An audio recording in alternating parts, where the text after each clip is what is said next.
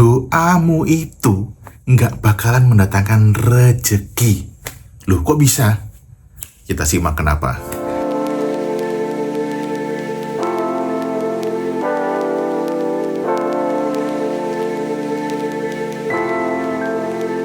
Assalamualaikum warahmatullahi wabarakatuh. Salam damai, salam sejahtera, salam bahagia. Om Swastiastu. Ketemu lagi dengan saya Rifan Daru di channel Sinau Urip. Oke, ini Ramadan ya. Malam keberapa ini ya? Lupa saya.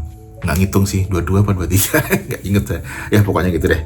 Oke, kenapa kok saya bilang doa kita itu nggak mendatangkan rezeki atau nggak dikabulkan, gampangannya gitu, nggak berhasil. Nah, ini prinsipnya itu sebenarnya gini ya, kita tuh menganggap bahwa nggak dikabulkan. Siapa yang mengabulkan? Siapa ini apa? Tuhan, Allah, ketuhanan, atau bagaimana gitu. Nah, manusia tuh masih menganggap bahwa Tuhan itu satu entitas, padahal bukan entitas. Ketuhanan itu adalah segalanya yang nggak terbatas gitu. Jadi sebenarnya bukan tentang mengabulkan dan nggak dikabulkan. Kalau kita ngomong mengabulkan, itu kayak semacam bayangan otak kita itu membayangkan ada satu sosok, padahal enggak. Meskipun itu apa ya, agak sulit menjelaskan. Yang disebut dengan ketuhanan atau Allah itu sendiri itu nggak bisa digambarkan. Nah, maksudnya gini ya, berdoa dalam rangkaian doa ya, kita tadi video sebelumnya kita ngomong usaha ya, pekerjaan segala macam. Dalam rangkaian usaha, pekerjaan gitu dan doa, itu tuh sebenarnya ada beberapa poin, beberapa titik di mana kita itu ada fasenya yang berserah diri total. Gampangannya tuh kayak nol gitu loh. Jadi misalkan nih, konsep berdoa dan berusaha lagi ya, seperti video-video yang telah lalu gitu. Jadi berdoanya itu sebenarnya bukan berdoa yang meminta ini, ya Allah gini. Itu berdoa dengan keinginan, dengan nafsu yang kayak merongrong gitu loh, kayak gitu. Padahal sebenarnya itu juga termasuk ada gitu di dalam rangkaian doanya gitu. Jadi misalkan dalam pekerjaan kita bekerja selama mungkin 1 bulan gitu kan. Di situ ya sama ya, ada rasa capek memulai, ada rasa awalnya mulai happy, terus ada rasa lelah, ada rasa kecewa, segala macam dicampur di situ 1 bulan. Nah, di situ dirangkai juga, disertai dengan doa gitu, misalkan ya Allah gini, kenapa ini aku capek segala macam. Tapi ada bersyukurnya juga, ada yang kosongnya juga, ada titik nolnya juga. Titik nol tuh pasti, titik nol tuh semacam gambarannya gini lah. Ketika misalnya kita lagi doa ya, tahajud atau doa lah apapun itu ada masa-masa kayak kita sekeliap itu kayak hilang gitu, ada lupanya sedetik 2 detik lah. Atau gampangannya dari pekerjaan tadi itu dan doanya tadi itu kita lupa semuanya, terus kita tiba-tiba beralih mengerjakan sesuatu atau apa aja yang membuat kita happy gitu. Nah, itu ketika kita happy itu ada beberapa titik, mungkin sedetik 2 detik itu yang kita lupa segalanya, hanya ada di dimensinya. Nah, itulah kadang-kadang disitulah biasanya itu dikabulkan doanya gitu. Tapi kalau kita itu, nah tadi saya bilang ya, aduh kesempatan lagi. Tadi saya bilang kok nggak dikabulkan itu. Nah, kalau kita nggak pernah mensyukuri, itu artinya gini ya, nggak pernah menyerahkan segalanya, berserah diri total kepadanya, itu doa nggak pernah dikabulkan. Karena saya lupa ayatnya apa, yang jelas tuh bilang begini, Tuhan tidak akan mengubah nasib suatu kaum jika dia tidak mau mengubahnya sendiri gitu ya, tidak punya niat untuk mengubahnya sendiri. Artinya niat itu kan doa ya, tapi kalau dia tuh sebenarnya dia ngerasa hidupnya itu jalannya udah bener gitu ya, itu doanya dikabulkan. Udah bener itu, dia merasa itulah yang dikabulkan, padahal jalannya tuh nggak lurus gitu loh. Nah, itu udah dikabulkan. Jadi dia mau beralih, misalkan ya Allah kok hidupku berantakan begini ya, gini segala macem, itu bukan doa. Aku tolong dibimbing gini. Nah, di antara tolong dibimbing dan seterusnya, misalkan dia selalu bilang tolong dibimbing. Nah, yang dikabulkan itu bukan di titik ketika dia minta tolong dibimbingnya, tapi ketika dia udah lelah. Misalkan contoh nih, dia berusaha mati-matian ya, berdoa juga, nyampe di atas jebret, tapi kok dibanting juga.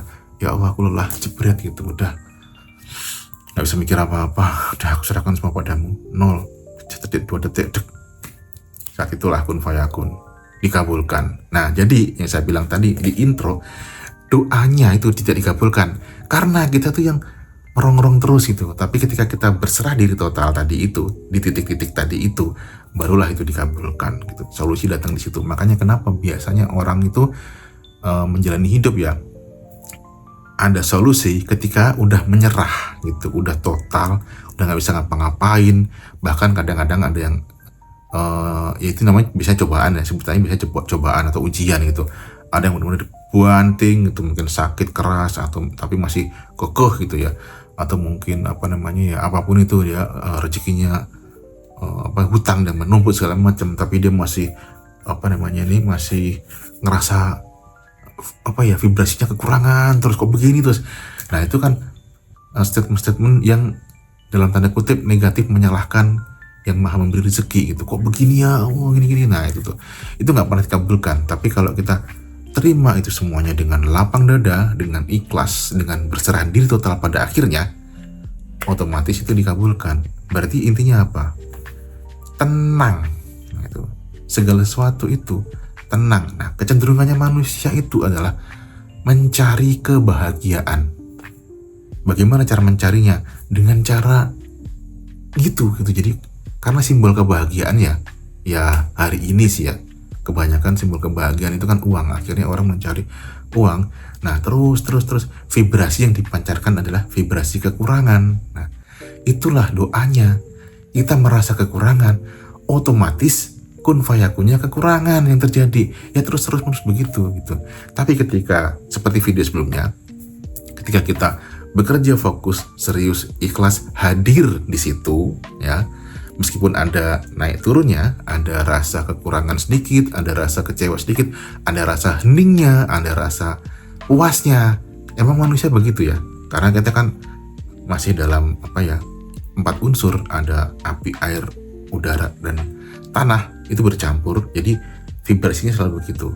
Nah, di antara rangkaian pekerjaan tadi yang diselingi dengan doa, afirmasi, ada yang berhasil gitu. Tapi ketika kita nggak pernah ada di menyadari gampangnya gitu, jadi kita selalu terus kurang, ini kurang, kayak seolah-olah itu kita berusaha gitu, padahal kita kekurangan, tapi seolah-olah kita berusaha gitu, optimis gitu, terus itu sampai capek. Nah, ketika kita udah capeknya itu sampai menyerah lah gampangnya, ya Allah, aku give up, aku menyerah, aku ini hanya Engkau yang maha tahu segalanya, aku nggak tahu apa-apa, udah aku capek banget, aku nggak bisa ngapa-ngapain, udah aku menyerah lah, aku serahkan semua padamu. Bahkan seandainya aku di sini nggak bisa ngapa-ngapain, nggak bisa berdiri, nyawaku adalah milikmu, semuanya adalah milikmu. Tertidur jebret. Nah, setiap 2 detik pasti ada titik kita itu 0 gitu.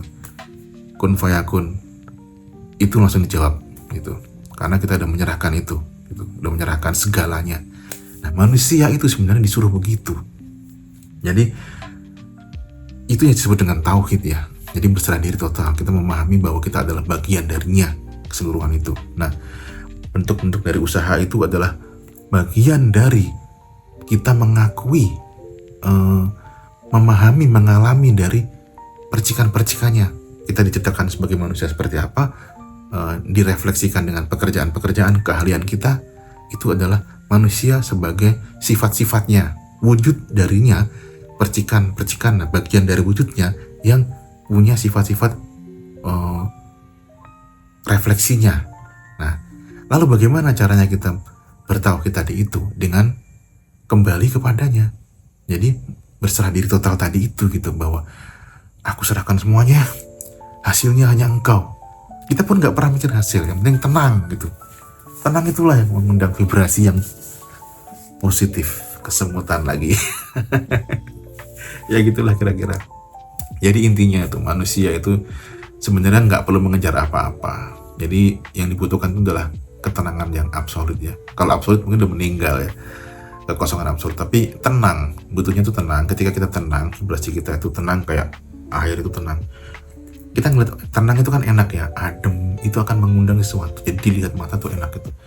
orang melihat tuh, wah indah banget ya, tenang, pancaran matahari datang hangat gitu ya, penuh di dalamnya, tenang itu di dalamnya penuh dengan isi gitu. Jadi kayak danau misalkan tuh, dalamnya penuh dengan isi ikan, dan orang juga kayak laut juga misalkan tenang tuh, orang mau menyelam itu kan, wah bagus banget ya gitu. Nah berbeda dengan ombak ya, ombak itu kita tuh kayak tadi tuh ngejar terus tuh, vibrasinya tuh begini acak terus. Nah kita kan vibrasi kan ombak juga, ombak energi ya. Nah itu kan kita sini juga kacau kan, karena diacak-acak tadi itu gitu. Nah akhirnya yang datang ke kita juga sesuatu yang kacau juga. Simpelnya begitu sih sebenarnya. Oke, gitu aja ya. Semoga ini seru, semoga ini ada manfaatnya, sharing-sharing begini ya pengalamannya. Gitu aja. Assalamualaikum warahmatullahi wabarakatuh. Salam damai, salam sejahtera. Om Swastiastu.